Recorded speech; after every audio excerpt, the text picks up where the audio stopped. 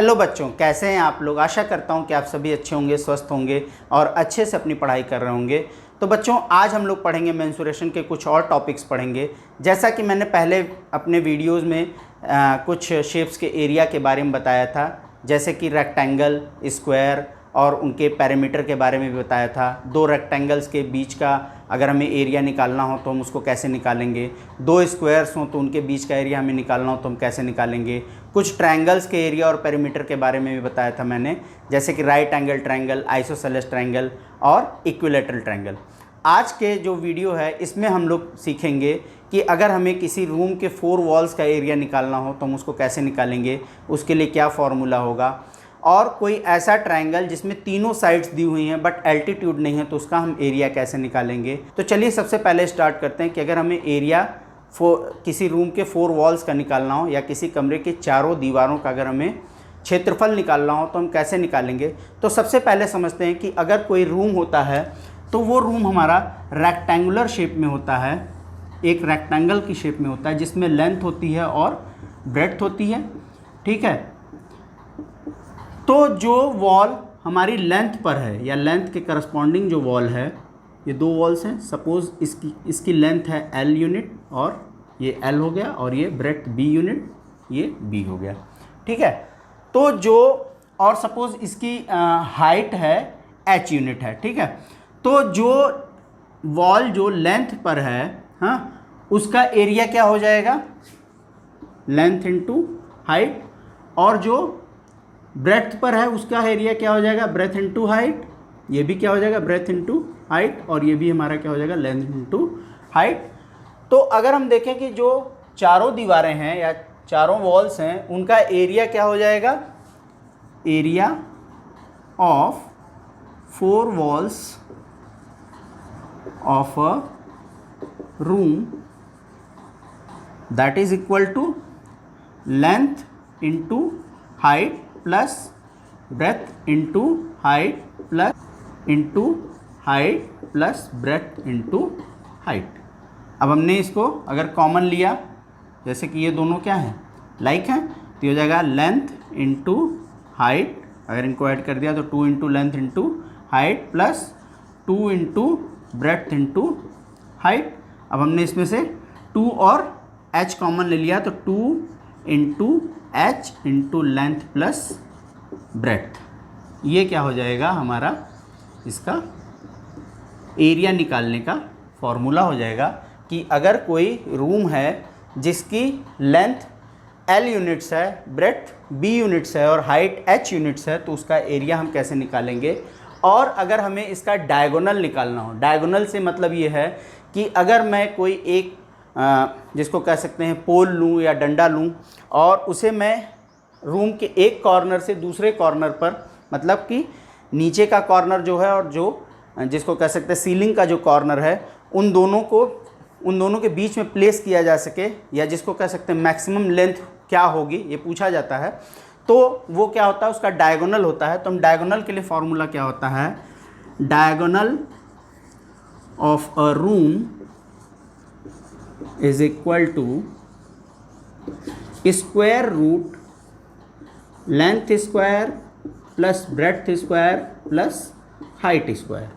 ठीक है, तो बच्चों चलिए इसे मैं एक एग्जांपल के थ्रू समझाता हूँ कि सपोज़ कोई रूम है जिसकी लेंथ L है 10 मीटर्स, ब्रेड्थ B है 10 मीटर्स और हाइट H है 5 मीटर्स। हमें इस रूम का एरिया निकालना है, इस रूम के 4 वॉल्स का एरिया निकालना है। तो हमारा एरिया अगर हमको निकालना हो तो हम कैसे निकालेंगे, area of 4 walls of room that is equal to क्या हो जाएगा, 2 इंटू लेंथ कितनी है 10 प्लस ब्रेड्थ 10 इंटू हाइट 5। तो ये कितना हो जाएगा, 2 इंटू 20 इंटू 5, तो ये हमारा कितना हो जाएगा 200 मीटर स्क्वायर। ठीक है, कभी कभी प्रॉब्लम में ये भी दे सकता है कि उसमें विंडो है और डोर है, उसकी डायमेंशन ये है। सपोज मैं ले लेता हूँ कि इस रूम में 2 विंडोज़ हैं, हाँ, दो विंडोज़ हैं जिनकी डायमेंशन 1.5 मीटर इंटू 1 मीटर है, ठीक है। तो दो विंडोज़ हैं तो इनका एरिया क्या हो जाएगा, 2 इंटू 1.5 इंटू 1 मीटर स्क्वायर। इसको मैं थोड़ा सा अलग कर देता हूँ, ठीक है, ठीक। तो इसका एरिया कितना हो जाएगा, 3.0 मीटर स्क्वायर। दो विंडोज़ थी जिनका डायमेंशन ये है, और दो डोर्स हैं, सपोज़ इनका डायमेंशन है 2 इंटू 1.5 मीटर, ठीक है, 2/1.5।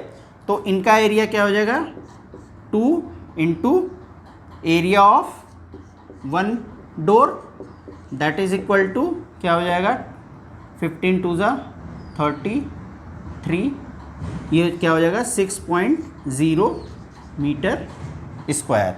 अब हम क्या करेंगे कि ये दोनों जो एरियाज़ हैं, हाँ, हमने इसमें से सब्ट्रैक्ट कर देना है।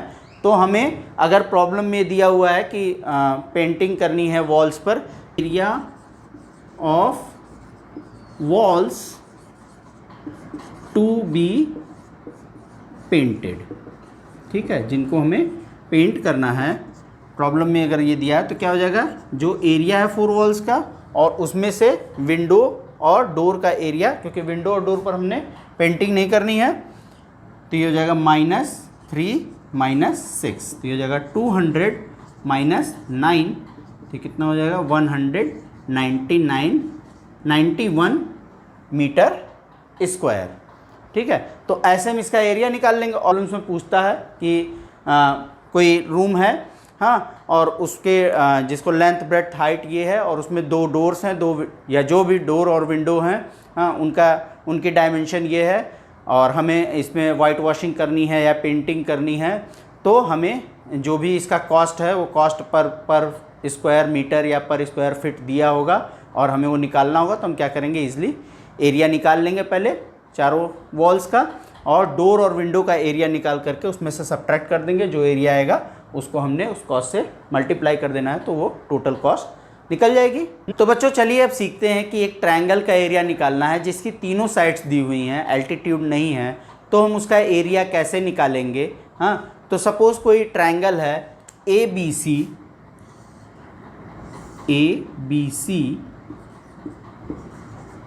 जिसकी लेंथ AB लेट से A है, A यूनिट है, और length of BC B unit है, और length of CA C unit है।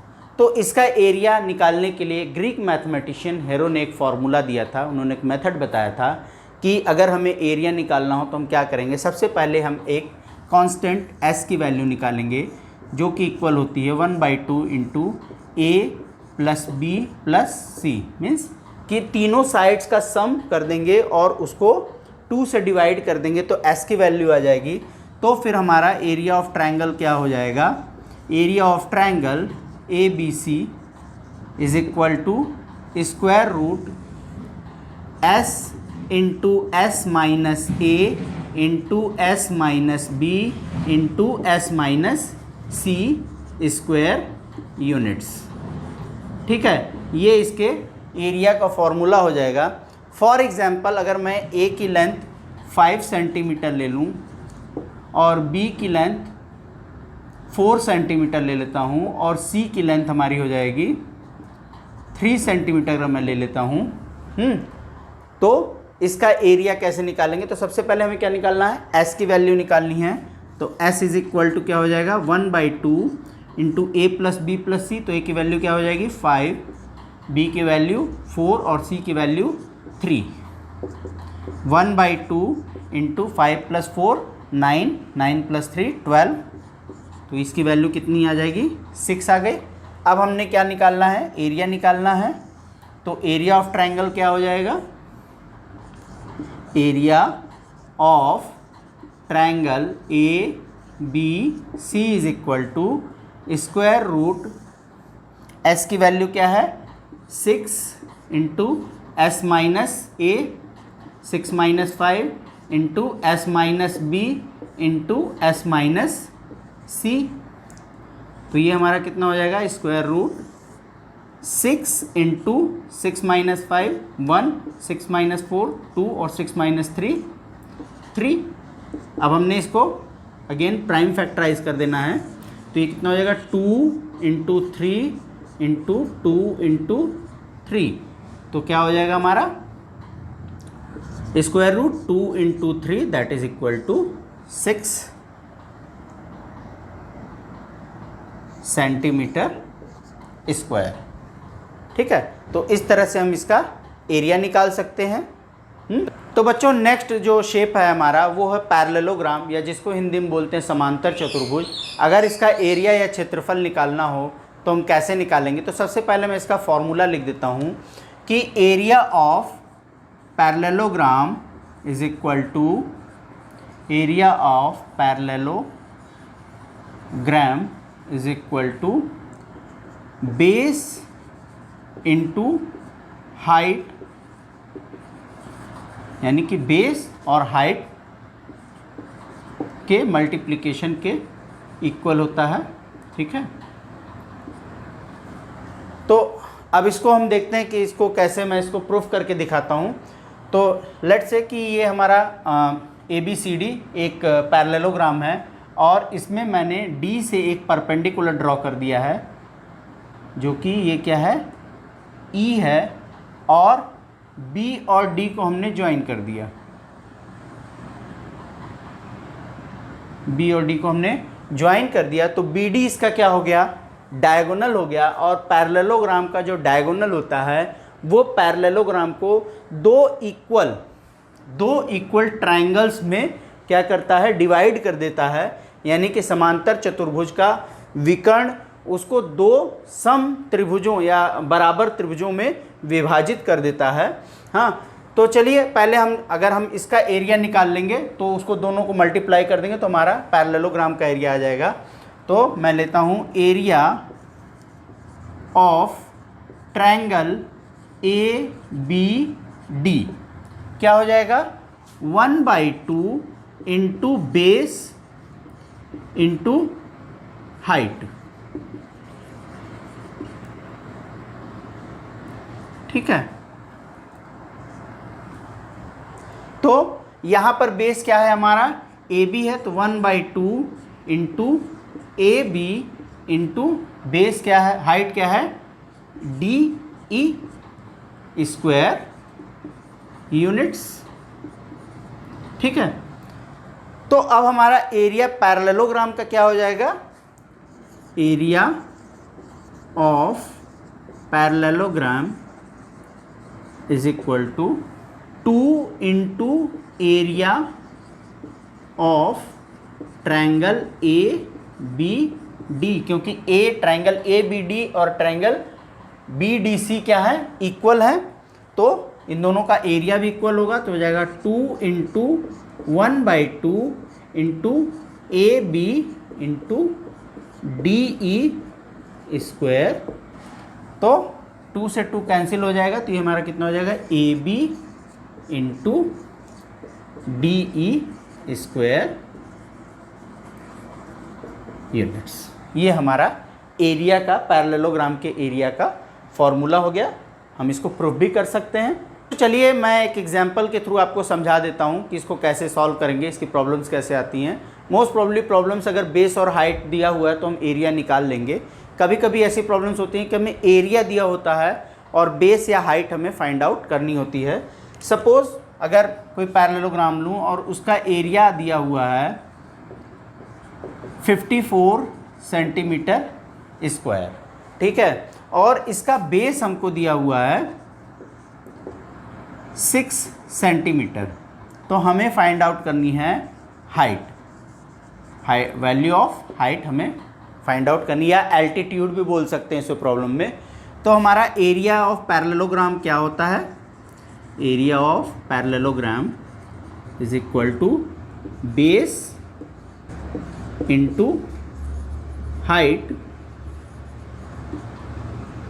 तो यहाँ पर एरिया क्या है 54 सेंटीमीटर स्क्वायर और बेस क्या है 6 सेंटीमीटर और हाइट हमको फाइंड आउट करना है। ठीक है, तो हाइट हमारी क्या हो जाएगी,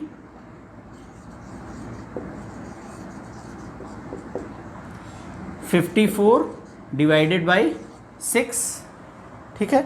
तो ये हमारा कितना आ जाएगा, 6 1 जा 6, 6 9 जा 54, तो इसकी वैल्यू क्या आ जाएगी 9 सेंटीमीटर। अच्छा, यहाँ पर एक चीज़ और ध्यान देने की है कि यहाँ पर सेंटीमीटर स्क्वायर है, यहाँ पर सेंटीमीटर है, तो ये सेंटीमीटर में आया। तो अगर इसको भी मैं देखूँ तो यहाँ पर है सेंटीमीटर स्क्वायर और ये भी क्या हो जाएगा सेंटीमीटर, तो इससे इसकी एक पावर कम हो जाएगी, तो क्या हो जाएगा ये सेंटीमीटर हो जाएगा।